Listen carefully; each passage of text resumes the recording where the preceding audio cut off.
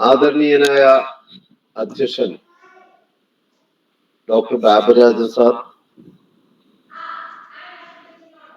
സമാദരണീയയായ program officer doctor Sheeja teacher, സ്വാഗതം ആശംസിച്ച ശ്രീമാൻ ഷിനോജ്, NSSന്റെ സ്വാഗത ഗാനം ആലപിച്ച അഞ്ജലി, വോളണ്ടിയർ ക്യാപ്റ്റന്മാരായിട്ടുള്ള ജിബിൻ ജോർജ്, ഗോപിക, മറ്റ് പ്രിയമുള്ള വിദ്യാർത്ഥികളെ സ്നേഹപൂർവമായ നമസ്കാരം. അധ്യാപനം ആത്മസമർപ്പണത്തിന്റെ സാക്ഷാത്കാരമാണ്. ഈ അധ്യാപക ദിനത്തിൽ ഇവിടെ ഒത്തുകൂടിയിരിക്കുന്ന എല്ലാ അധ്യാപകർക്കും വിദ്യാർത്ഥികൾക്കും എന്റെ അധ്യാപക ദിന ആശംസകൾ. അധ്യാപക ദിനം എന്ന് പറഞ്ഞാൽ ഹൃദയത്തിൽ ഇടം ചേർത്ത അധ്യാപകരെ കുറിച്ച് ഓർക്കാൻ, നമ്മൾ പഠിച്ച് പടിയിറങ്ങിയ പള്ളിക്കൂടങ്ങളെ കുറിച്ച് ഓർക്കാൻ, അധ്യാപകർക്ക് അവിസ്മരണീയമായ അനുഭവങ്ങൾ പകർന്നു നൽകിയ വിദ്യാർത്ഥികളെ കുറിച്ച് ഓർക്കാൻ,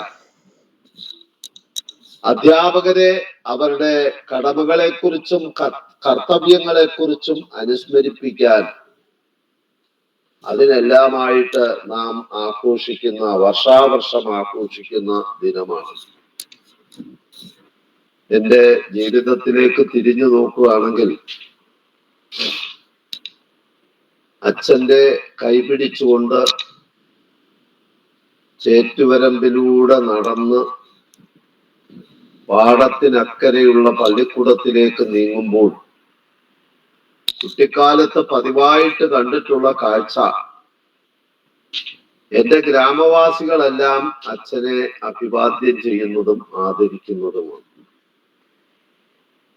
കുട്ടിക്കാലം മുതൽ അച്ഛനോട് തോന്നിയ ആ വീരാരാധനയാണ്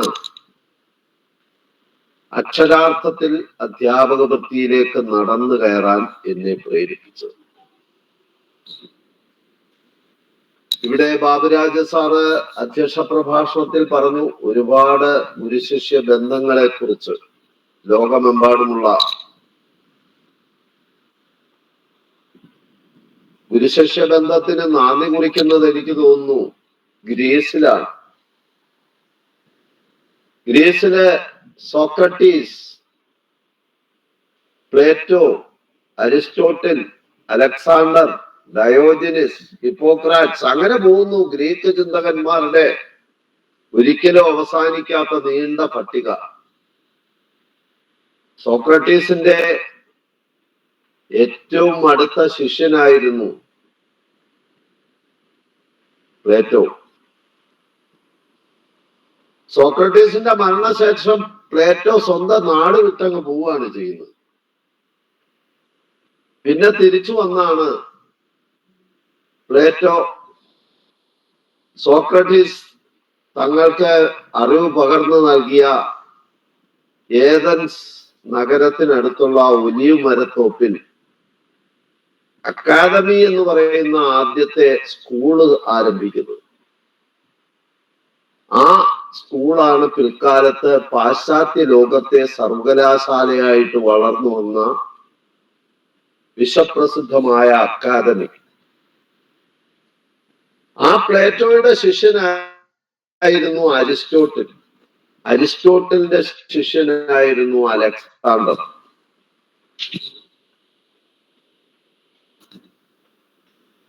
ബാബുരാജ് സാറ് പറഞ്ഞു ആനി സള്ളിവാൻ, ഹെലൻ കെല്ലർ, ആ ആത്മബന്ധം അഗാധമായിരുന്നു. ആനി സള്ളിവാന്റെ അരുമ ശിഷ്യയായിരുന്നു ഹെലൻ കെല്ലർ. അമേരിക്കയിലെ ഹാർവാർഡ് യൂണിവേഴ്സിറ്റിയിലെ GH ഹാർഡിയുടെ അരുമ ശിഷ്യനായിരുന്നു നമ്മുടെ ഇന്ത്യക്കാരനായിട്ടുള്ള അറിയപ്പെടുന്ന മാത്തമാറ്റീഷ്യൻ രാമാനുജൻ. നമ്മുടെ ഭാരതത്തിലേക്ക് കടന്നു നോക്കുകയാണെങ്കിൽ ദ്രോണരുടെ ശിഷ്യനായിരുന്നു അർജുനൻ. മഹാത്മാ ഫൂലെയുടെ ശിഷ്യനായിരുന്നു ഡോക്ടർ BR അംബേദ്കർ. ശ്രീരാമകൃഷ്ണ പരമഹംസന്റെ ശിഷ്യനായിരുന്നു സ്വാമി വിവേകാനന്ദൻ. ശിവസുബ്രഹ്മണ്യ അയ്യരുടെ ശിഷ്യനായിരുന്നു APJ അബ്ദുൽ കലാം. ഇതൊക്കെ ഉദാത്തമായ ഗുരുശിഷ്യ ബന്ധങ്ങളുടെ ഏറ്റവും മകുടോദാഹരണങ്ങളാണ് ഇവ എന്നുള്ളത് കൊണ്ട് ഞാൻ പറഞ്ഞു എന്ന് മാത്രം. നമ്മളെല്ലാം നിരവധി വർഷങ്ങള് സ്കൂളുകളിലും കോളേജുകളിലുമായിട്ട് വിദ്യാഭ്യാസം ചെയ്തവരാണ്. ഒരുപാട് അധ്യാപകര് നമ്മളെ പഠിപ്പിച്ചിട്ടുണ്ടാവും. അപ്പൊ ഈ അധ്യാപക ദിനത്തിൽ നമ്മളൊന്ന് പരിശോധിച്ചു നോക്കുക. ആ 100 കണക്കിന് അധ്യാപകരിൽ എത്ര പേർ നമ്മുടെ മനസ്സിൽ ഇന്നും പച്ച പിടിച്ചു നിൽക്കുന്നു എന്നൊരു ആത്മപരിശോധന നടത്തുക. ആ 100 കണക്കിന് അധ്യാപകരിൽ ഇന്നും മായാതെ മനസ്സിൽ പച്ച പിടിച്ചു നിൽക്കുന്ന ആ അധ്യാപകരുടെ ഗുണഗണങ്ങൾ എന്തായിരുന്നു എന്ന് നമ്മളൊന്ന് ആത്മപരിശോധന നടത്തുക. ആ ഗുണഗണങ്ങൾ നമ്മളിലേക്ക് സന്നിവേശിപ്പിക്കാൻ ശ്രമിക്കണം.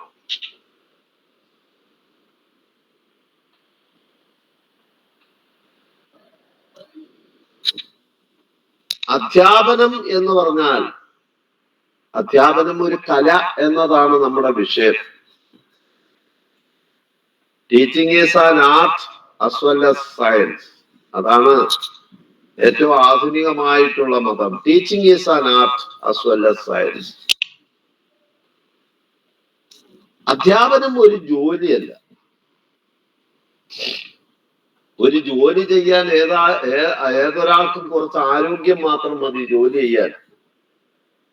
അത്ര ആരോഗ്യമുള്ള ഏവർക്കും ചെയ്യാൻ പറ്റുന്ന ഒരു ജോലിയല്ല അധ്യാപനം. It is A profession. ഇതൊരു പ്രൊഫഷനാണ്. മെഡിസിൻ പോലെ എഞ്ചിനീയറിംഗ് പോലെ ഒരു പ്രൊഫഷനാണ് അധ്യാപനവും. ഈ പ്രൊഫഷൻ ചെയ്യണമെങ്കിൽ, ഈ പ്രൊഫഷണൽ വിജയിക്കണമെങ്കിൽ, അധ്യാപന രംഗത്ത് വിജയിക്കണമെങ്കിൽ അതിന് അനിവാര്യമായിട്ടുള്ള ഫിലോസഫി അറിഞ്ഞിരിക്കണം. ഫിലോസഫിക്കൽ ബാക്ക്ഗ്രൗണ്ട് ഉണ്ടാകണം. Socrates, Plato, Aristotle, Alexander, Gandhiji, Vivekanandan, Froebel തുടങ്ങിയിട്ടുള്ള തത്വചിന്തകന്മാരുടെ ദർശനങ്ങളിൽ നമുക്ക് അവഗാഹമായിട്ടുള്ള അറിവുണ്ടാകണം. ഈ ദാർശനിക പിൻബലത്തിനൊപ്പം തന്നെ മനഃശാസ്ത്ര രംഗത്തും നമ്മൾ ഒരുപാട് അറിവ് നേടേണ്ടതായിട്ടുണ്ട്. തോണ്ടൈക്ക്, സ്കിന്നർ, പാവ്ലോവ്, ബ്രൂണർ, പിയാഷെ, നോം ചോസ്കി, വൈഗോസ്കി,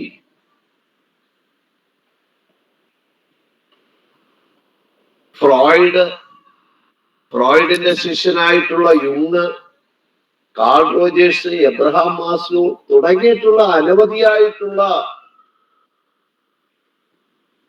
മനഃശാസ്ത്രജ്ഞന്മാരുടെ ദർശനങ്ങൾ നമ്മൾ അറിഞ്ഞിരിക്കണം.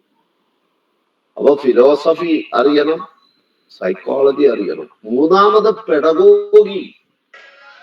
പെഡഗോഗി എന്ന് പറഞ്ഞാൽ എങ്ങനെ ഒരു കാര്യം ഫലപ്രദമായിട്ട് കുട്ടികൾക്ക് പകർന്നു നൽകാൻ കഴിയും. ടീച്ചിങ് മെത്തേഡ്സ് അറിയണം, ടീച്ചിങ് ടെക്നിക്സ് അറിയണം, ടീച്ചിങ് സ്ട്രാറ്റജീസ് അറിയണം. വിഭവസമൃദ്ധമായ ഒരു സദ്യ ഉണ്ടാക്കി കലവറയിൽ വെച്ചതുകൊണ്ട് മാത്രം കാര്യമില്ല. അത് പകർന്നു നൽകാനുള്ള പരിജ്ഞാനം വേണം. അതാണ് പെഡഗോഗിക് നോളജ്. മൂന്നാമത് അറിയേണ്ടത് അതാണ്. ഇതിനെല്ലാം ഉപരിയായിട്ട് ഏറ്റവും അവസാനം വന്നിരിക്കുന്ന ഒരു കാര്യം ടെക്നോളജി, സാങ്കേതിക വിദ്യയുടെ പിൻബലവും വേണം. ഇതെല്ലാം ചേർത്ത് പറയുന്ന ഒരു ഷോർട്ട് ഫോം ഉണ്ട്, TPAC എന്ന് പറയും. TPAC എന്ന് പറഞ്ഞാൽ technological, pedagogical and content knowledge. പണ്ട് വേദങ്ങളും പുരാണങ്ങളും ഇതിഹാസങ്ങളും ഒക്കെ പഠിപ്പിച്ചിരുന്ന വസിഷ്ഠന്റെയും വിശ്വാമിത്രന്റെയും സാന്ദീപനിയുടെയും എല്ലാം കാലഘട്ടത്തിൽ വിഷയപരിജ്ഞാനമുള്ള ഏതൊരാൾക്കും അധ്യാപകനാകാമായിരുന്നു. പക്ഷെ ഇന്ന് നടക്കില്ല. വിഷയപരിജ്ഞാനം മാത്രം പോരാ. TPAC എന്ന് പറഞ്ഞാൽ technological, pedagogical and content knowledge. Content നോളജിനോടൊപ്പം തന്നെ പെഡഗോഗിക് നോളജും വേണം, ടെക്നോളജിക്കൽ നോളജും വേണം. ഈ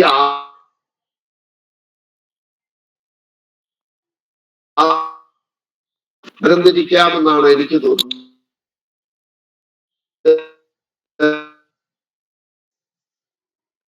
പീരീഡെന്നും കോവിഡ് പീരീഡെന്നും തരംതിരിക്കാം.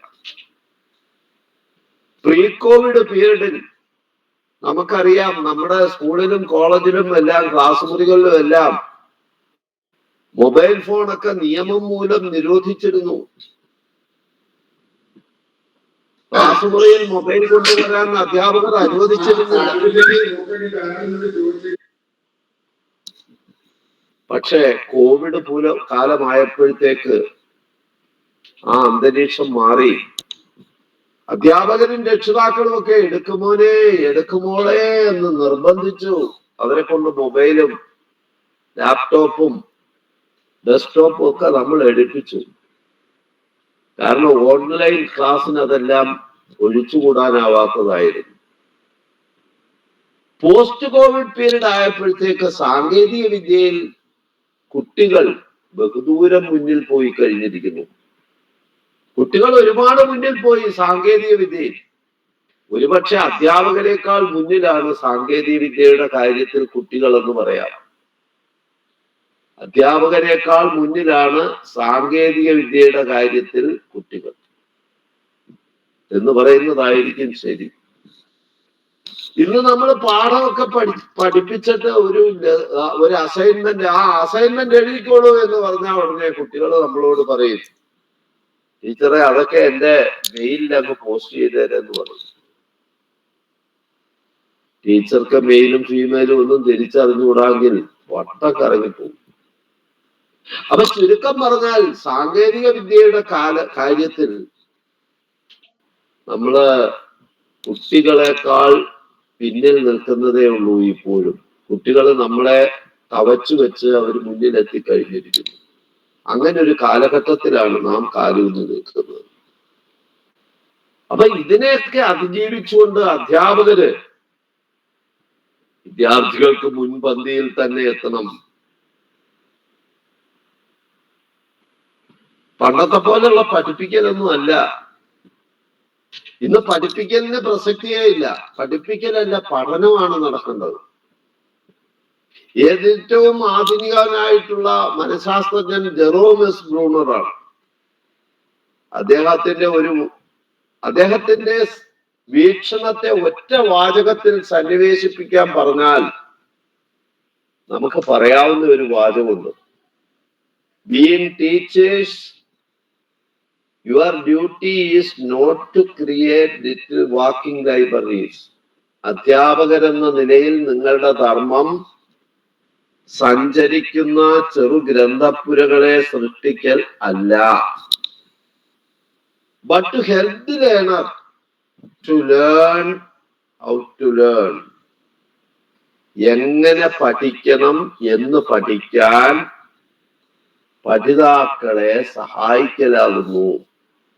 എങ്ങനെ പഠിക്കണം എന്ന് പഠിക്കാൻ പഠിതാക്കളെ സഹായിക്കലാണ്. അപ്പൊ പഠനബോധന പ്രക്രിയയിൽ നടക്കേണ്ടത് ബോധനമല്ല, പഠനമാണ്. Learning to learn. അതിന് സഹായിക്കുന്ന കൂട്ടരാണ് അധ്യാപകർ. പണ്ടത്തെ പോലല്ല. അധ്യാപകരുടെ വിദ്യാഭ്യാസ രംഗത്തുള്ള റോളുകൾ തന്നെ മാറിപ്പോയി. ഇന്ന് അധ്യാപകർ ഹെൽപ്പേഴ്സ് ആണ്. Helpers, scaffolders, facilitator, mentor, motivator, ഇതൊക്കെയാണ് അധ്യാപകർക്ക് ചെയ്യാനുള്ള ധർമ്മങ്ങൾ. ഏതായാലും H.G. വെൽസ് പറഞ്ഞ ഒരു വാചകമുണ്ട്. Education is a life long process. വിദ്യാഭ്യാസം ഒരു ആജീവന പ്രക്രിയയാണ്. വിദ്യാർത്ഥികളായ നിങ്ങൾ നിങ്ങളുടെ മനസ്സിൽ കുറിച്ചിടേണ്ട ഒരു കാര്യമാണ്. ഒരു ഉദാഹരണം പറഞ്ഞാൽ, നമ്മുടെ മെഡിക്കൽ കോളേജിൽ നിന്ന് ഒരു 50 വർഷം മുമ്പേ MBBS പാസ്സായി പുറത്തിറങ്ങിയ ഒരു ഡോക്ടർ 50 വർഷം മുമ്പ് പഠിച്ചിറങ്ങിയ ഒരു ഡോക്ടർ വീണ്ടും പഠനവും വായനയും നടത്തുന്നില്ലെങ്കിൽ എന്തായിരിക്കും അനുഭവം എന്നൊന്ന് ആലോചിച്ച് നോക്കുക. അന്ന് നിപ്പ ഇല്ല, കോവിഡ് ഇല്ല, മങ്കി പോക്സ് ഇല്ല. ചുരുക്കം പറഞ്ഞാൽ ഇന്ന് കാണുന്ന അസുഖങ്ങളൊന്നും അന്നില്ല. പുതിയ പുതിയ അസുഖങ്ങളാണ്. അപ്പൊ ഇതിനൊക്കെ ഉള്ള പ്രതിവിധികളും ഇതിനെക്കുറിച്ചുള്ള പഠനവും തുടർന്ന് നടത്തുന്നില്ലെങ്കിൽ അവര് മനുഷ്യരുടെ ജീവൻ രക്ഷിക്കുന്നവരല്ല, ജീവൻ ക്രൂശിക്കപ്പെടുന്ന ഡോക്ടേഴ്സായി മാറും. ഒരു കാര്യം കൂടെ ഓർമ്മിപ്പിക്കട്ടെ, ഒരു ഡോക്ടറുടെ അറിവില്ലായ്മ ഒരു രോഗിയെ മാത്രമേ അപകടപ്പെടുത്തുള്ളൂ.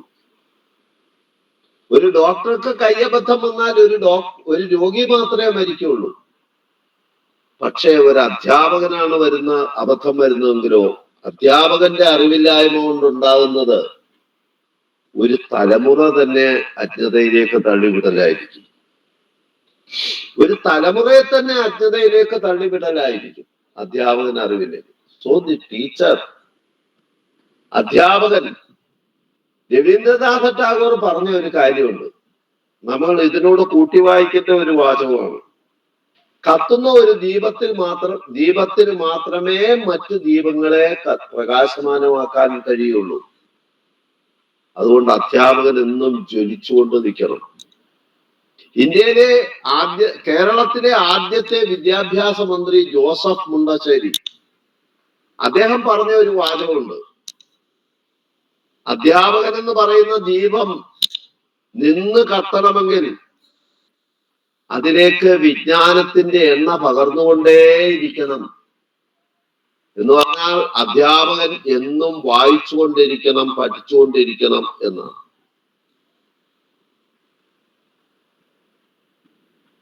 ഇവിടെ ബാബുരാജ സാറ് സംസാരിച്ചൊന്ന് വളരെ ഹ്രസ്വമായിട്ടാണെങ്കിലും വളരെ ഹൃദ്യവും വിജ്ഞാനപ്രദവുമായിരുന്നു അദ്ദേഹം പറഞ്ഞ കാര്യം. അദ്ദേഹം 1-2 ഉദാഹരണങ്ങൾ പറഞ്ഞു, ടോട്ടോച്ചാനെ പറ്റിയും താരേ സമീപത്തിനെ പറ്റിയും ഒക്കെ. നിങ്ങൾ അറിഞ്ഞിരിക്കേണ്ട കാര്യങ്ങളാണ്. ടോട്ടോച്ചാൻ എന്ന് പറയുന്ന ചെറിയ ഒരു പുസ്തകമുണ്ട്, 100 പേജിനകം മാത്രമേ ഉള്ളൂ. നിങ്ങൾ കഴിവതും നിങ്ങളുടെ ലൈബ്രറിയിലൊക്കെ ഉണ്ടാവും. ലോകത്തിലെ ബെസ്റ്റ് സെല്ലറിന്റെ ഒരു പുസ്തകമാണ്. ഒരാവർത്തി നിങ്ങൾ അതൊന്ന് വായിക്കുന്നത് നല്ലതാണ്. കേവലം 7 വയസ്സ് പ്രായമുള്ളപ്പോൾ ഒരു കുട്ടിയെ വികൃതിയായിട്ട് മുദ്രകുത്തി സ്കൂളിൽ നിന്ന് പുറന്തള്ളപ്പെടുകയാണ്. വികൃതിയായ ആ കുട്ടിയുടെ കയ്യും പിടിച്ച് വ്യാകുല ചിത്തയായിട്ടുള്ള അവളുടെ അമ്മ തന്റെ മകളുടെ ഭാവി കരുപ്പിടിപ്പിക്കാൻ നല്ല ഒരു വിദ്യാഭ്യാസം കിട്ടുന്ന സ്കൂൾ അന്വേഷിച്ചുള്ള യാത്ര തുടങ്ങുന്നതോടുകൂടിയാണ് ആ പുസ്തകം ആരംഭിക്കുന്നത്. അവരുടെ യാത്ര ചെന്ന് നിൽക്കുന്നതാകട്ടെ ടോമോ ഗ്വാഗിൻ എന്ന സ്കൂളിന്റെ മുന്നിലാണ്. വളരുന്ന 2 മരങ്ങളാൽ തീർത്ത ഗേറ്റുകളോട് കൂടിയ ആ സ്കൂളിന്റെ ഗേറ്റ് കടന്ന് ആ അമ്മയും മകളും സ്കൂൾ കാമ്പസിലെത്തുകയാണ്. ട്രെയിൻ കമ്പാർട്ട്മെന്റുകളെ ദ്യോതിപ്പിക്കുന്ന ക്ലാസ് മുറികൾ പിന്നിട്ട് അവർ പ്രധാന അധ്യാപകന്റെ അടുത്തെത്തുകയാണ്. പ്രധാന അധ്യാപകൻ ആ ദുഃഖിതയായ അമ്മയെ പറഞ്ഞ് സമാധാനിപ്പിച്ച് വീട്ടിലയച്ചിട്ട് ആ വായാടിയായ കുട്ടിയോട് പറയുകയാണ്, നോക്കു മോളെ, നീ ഒന്ന് സംസാരിക്കൂ, നിനക്ക് പറയാനുള്ളതെല്ലാം നീ ഒന്ന് പറയൂ, ഞാൻ നിന്നെ ഒന്ന് മനസ്സിലാക്കട്ടെ. ആ വാചകത്തിന്റെ മാധുര്യം നോക്കൂ. മോളെ, നീ ഒന്ന് സംസാരിക്കൂ, നിനക്ക് പറയാനുള്ളതെല്ലാം നീ ഒന്ന് പറഞ്ഞേ, ഞാൻ നിന്നെ ഒന്ന് മനസ്സിലാക്കട്ടെ.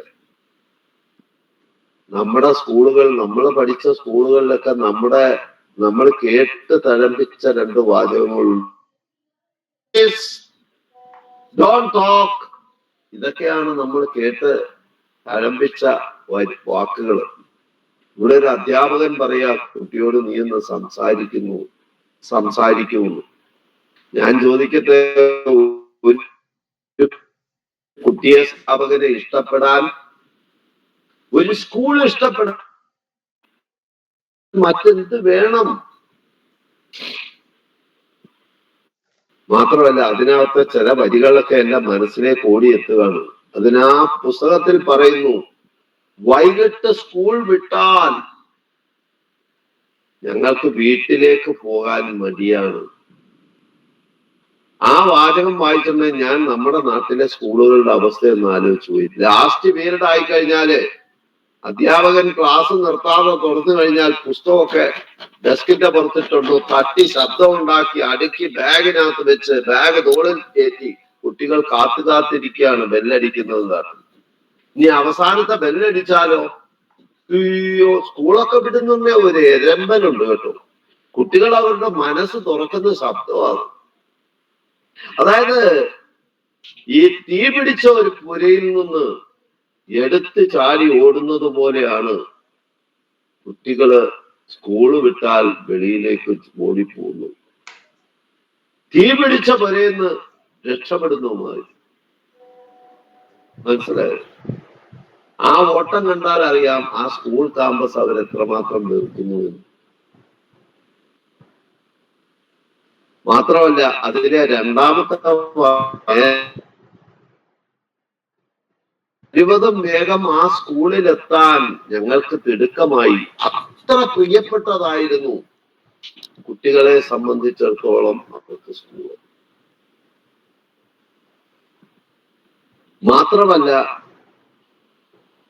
ഈ കുട്ടി ആ സ്കൂളിൽ പഠിക്കുമ്പോൾ ആ പ്രധാന അധ്യാപകൻ ഒരു വാക്ക് കൊടുത്തിരുന്നു, ഞാൻ വളർന്ന് വലുതാവുമ്പോൾ മാഷ കൂടെ ഇവിടെ ഞാനൊരു ടീച്ചറായിക്കൊള്ളാമെന്ന് കുട്ടി വാക്ക് കൊടുത്തു. നിർഭാഗ്യം എന്ന് പറയട്ടെ, രണ്ടാം ലോകമഹായുദ്ധ കാലത്ത് അമേരിക്കയുടെ ബോംബാക്രമണത്തിൽ ജപ്പാന്റെ ഈ സ്കൂള് കത്തിച്ചാമ്പലായതുകൊണ്ട് ആ കുട്ടിക്ക് തന്റെ പ്രധാന അധ്യാപകന് കൊടുത്ത വാക്ക് നിറവേറ്റാനായില്ല. എന്റെ പ്രിയപ്പെട്ട കൊബായാഷി മാഷക്ക് പ്രധാന അധ്യാപകന് കൊടുത്ത വാക്ക് പ്രതിജ്ഞ നിറവേറ്റാൻ കഴിയാതെ പോയതിന് ഒരു പകരം വെക്കലാണ് ഈ കൃതി എന്ന ആമുഖ വാചകത്തോടു കൂടിയാണ് പിൽക്കാലത്ത് യുനെസ്കോ അംബാസിഡറായിട്ട് ചിലിയിൽ കഴിയുന്ന തെത്സുകോ കുറോയാനഗി എന്ന് പറയുന്ന സ്ത്രീ ഈ പുസ്തകം എഴുതുന്നത്. അതിനൊരു പകരം വെക്കലാണ് ഈ പുസ്തകം. ചുരുക്കം പറഞ്ഞാൽ ആ ബാബുരാജൻ മാഷ് പറഞ്ഞതന്നെ എനിക്ക് ഇതിനെ കുറിച്ച് ഓർമ്മ വരുന്നത്. ആ പുസ്തകം വായിച്ച് അടച്ചു മാറ്റി വെക്കുമ്പോൾ നമ്മുടെ മനസ്സിൽ ഒരു ചിന്ത അവശേഷിപ്പിക്കും. ആ പുസ്തകം ആ കൊബായാഷി മാഷ പോലെ അദ്ദേഹത്തെ പോലെ ഒരു അധ്യാപകനാകാൻ കഴിഞ്ഞെങ്കിൽ എന്ന് ഒരു വൃഥാമോഹം നമ്മളിൽ ഉണർത്താൻ ആ പുസ്തകത്തിന് സാധിക്കും. ഏതായാലും ബാബുരാജ് പറഞ്ഞു തന്നെ വേറൊരു കാര്യവും കൂടെ പറഞ്ഞു. അദ്ദേഹം അഗ്നിച്ചിറകുകളെ പറ്റി പറഞ്ഞു. അഗ്നിച്ചിറകുകളെ പറ്റിയും അദ്ദേഹം പറഞ്ഞു. മറ്റൊരു പുസ്തകമാണ് ഈ അഗ്നിച്ചിറക്. അത് ഉറങ്ങും നമ്മുടെ ഉറക്കം കെടുത്തുന്നതായിരിക്കണം നമ്മുടെ സ്വപ്നം. അപ്പൊ അതൊക്കെ അത്തരമുള്ള പുസ്തകങ്ങള് നിങ്ങൾ ഒരു ആവർത്തി നിങ്ങൾ വായിക്കണം. മറ്റൊരു ബെസ്റ്റ് സെല്ലർ വേറെ, ഇതൊക്കെ ചെറിയ ചെറിയ പുസ്തകങ്ങളാണ്. പൗലോ കൊയ്ലോയുടെ ഒരു പുസ്തകമുണ്ട്, ആൽക്കമിസ്റ്റ്. നിങ്ങൾ എന്തെങ്കിലും വായിച്ചിട്ടുണ്ടാവും. മാർട്ടിൻ എന്ന് തന്റെ ആട്ടിൻ മേൽക്കൂര തകർന്ന ഒരു പള്ളിക്കുള്ളിൽ അന്തി ഉറങ്ങുന്നതും ആ രാത്രിയുടെ ഏതോ ഒരു അന്ത്യയാമത്തിൽ അകലെ ഒരു നിധിയുണ്ട്, നീ പോയി അത് കൈക്കലാക്കിക്കൊള്ളൂ എന്നൊരു ദിവ്യ ദർശനം ആ കുട്ടി കാണുന്നതും ആ അതിന്റെ ഇതിവൃത്തം ഞാൻ നിങ്ങളോട് ആ പുസ്തകത്തെ പറ്റി പറഞ്ഞത്. പൗലോ കൊയ്ലോ ലോകത്തിലെ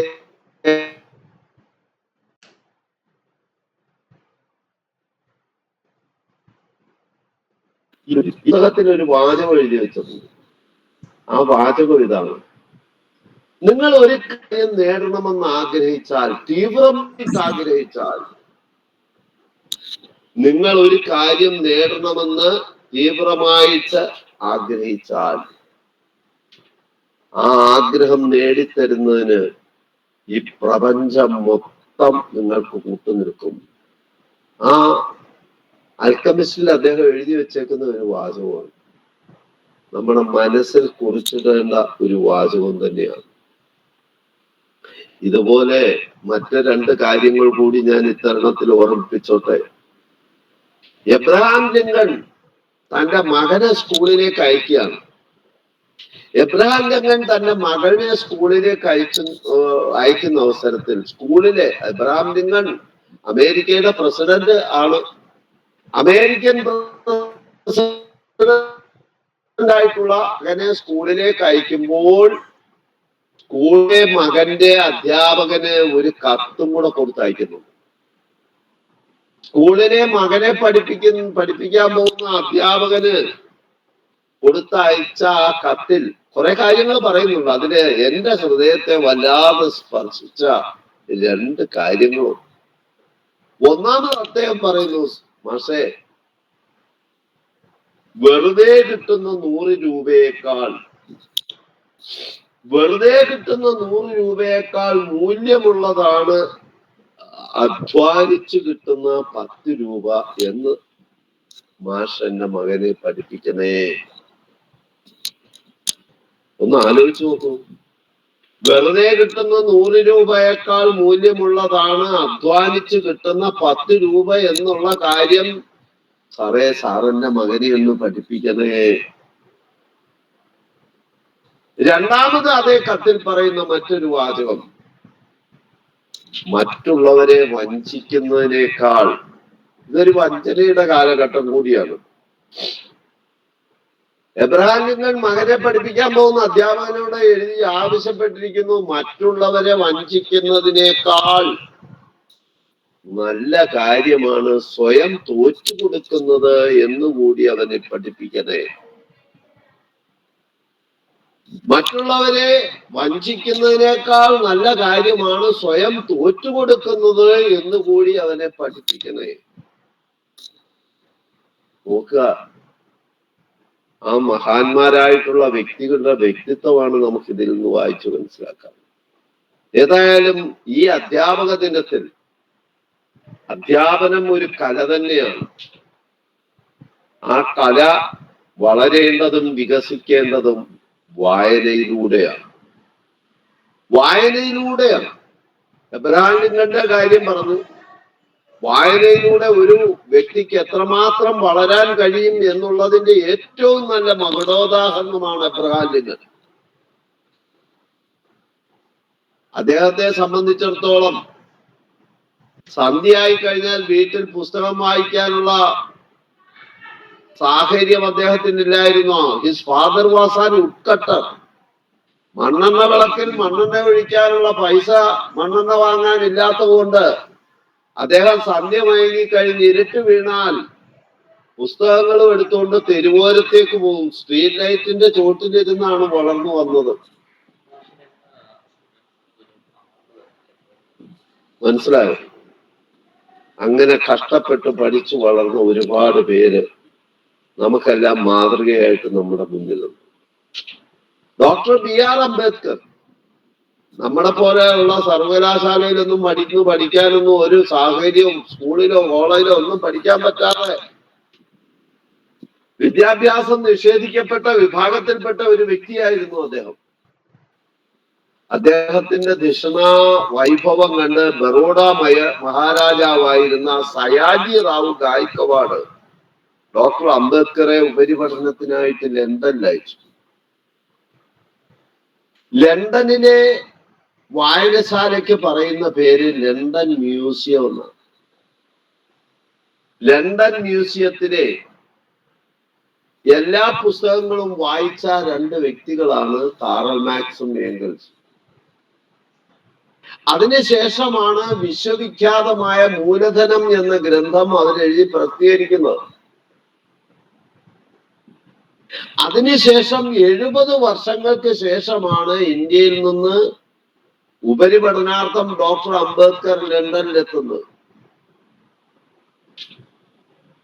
ഈ 70 വർഷം കൊണ്ട് ഒരു വായനശാലയിൽ കൂടുതലായിട്ടുണ്ടായ അഡിഷൻസ് ഉൾപ്പെടെ എല്ലാ ഗ്രന്ഥങ്ങളും വായിച്ച ഏക വ്യക്തിയാണ് ഡോക്ടർ അംബേദ്കർ.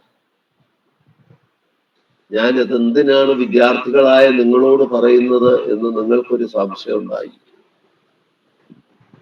കാരണം ഡോക്ടർ അംബേദ്കർ ഇത് കഴിഞ്ഞൊരു വാചകം എഴുതി വെച്ചിട്ടുണ്ട്.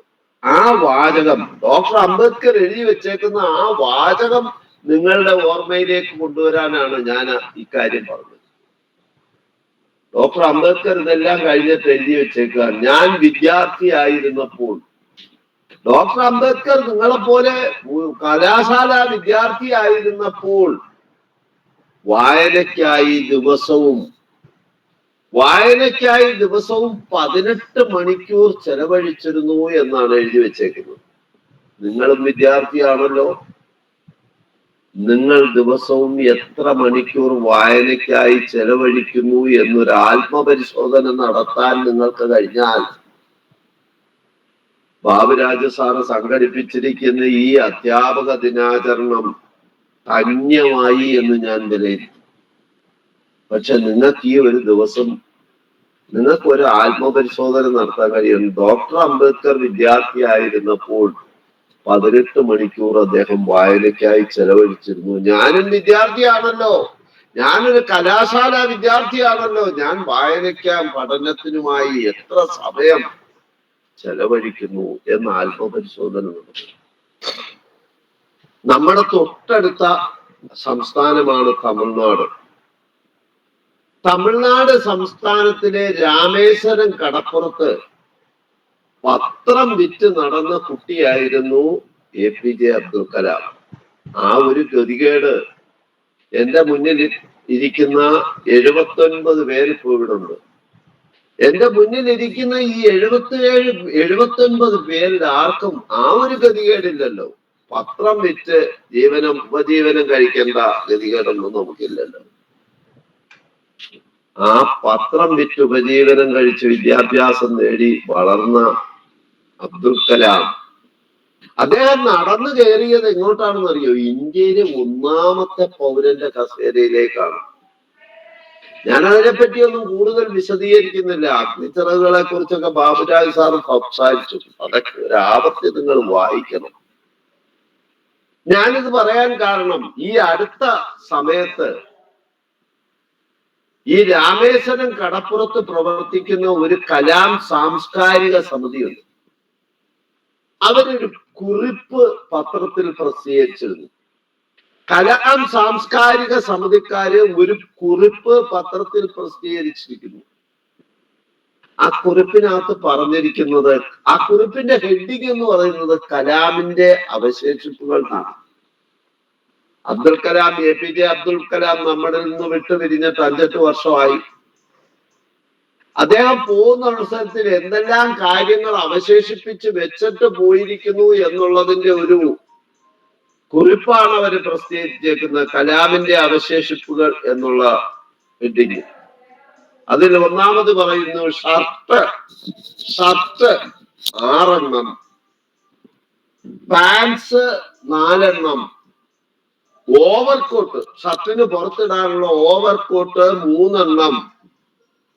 മനസ്സിലായോ? അങ്ങനെ താഴോട്ട് വരുന്ന അവസരത്തിൽ PhD 16 എണ്ണം.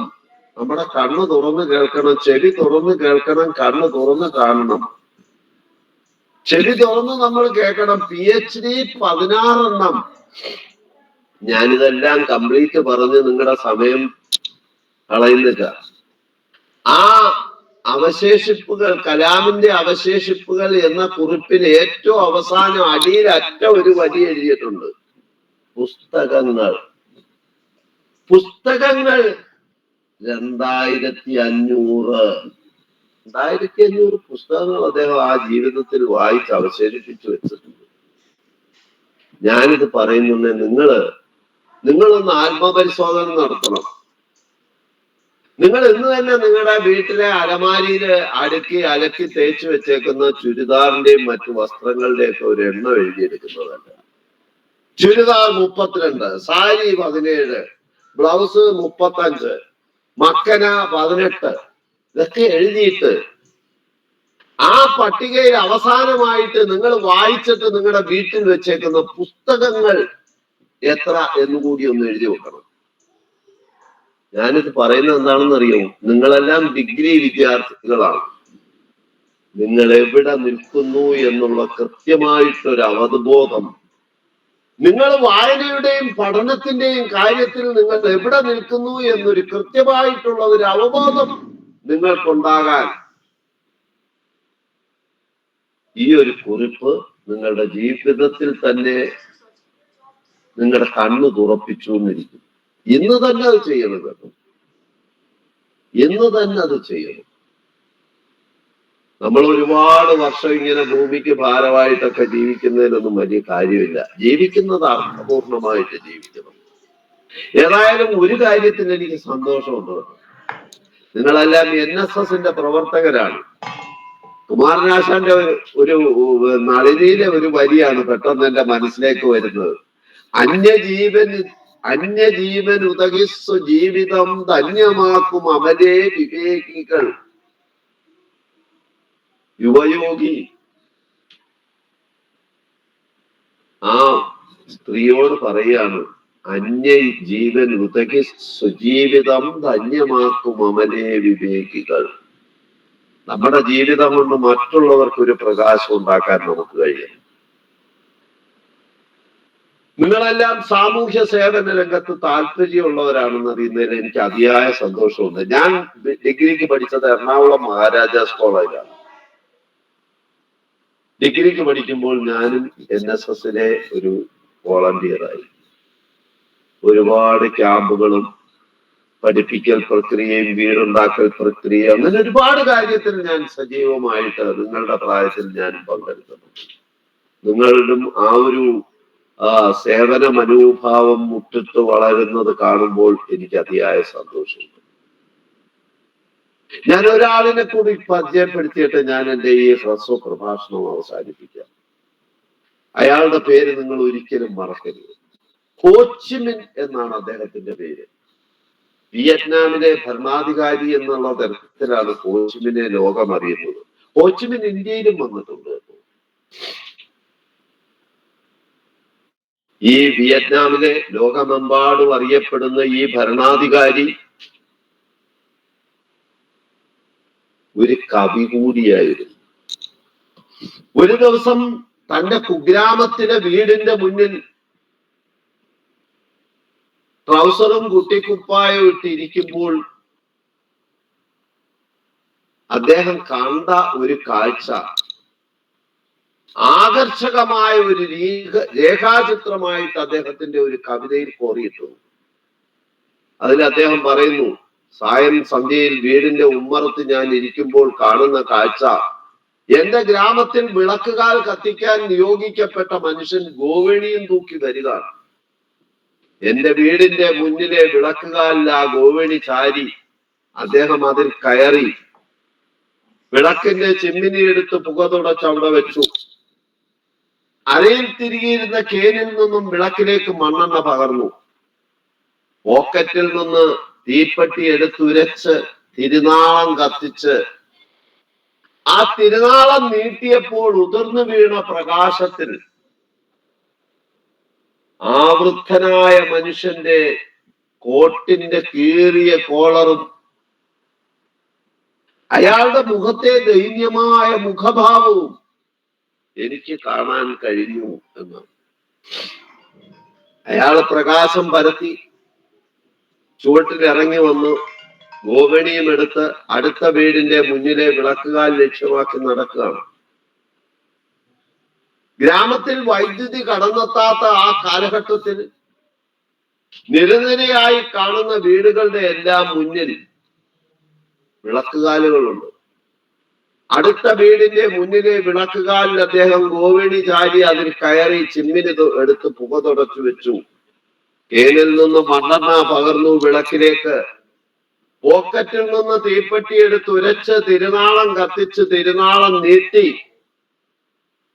അടുത്ത വീടിന്റെ മുന്നിലെ വിളക്കുകാൽ ലക്ഷ്യമാക്കി അയാൾ നടക്കുക.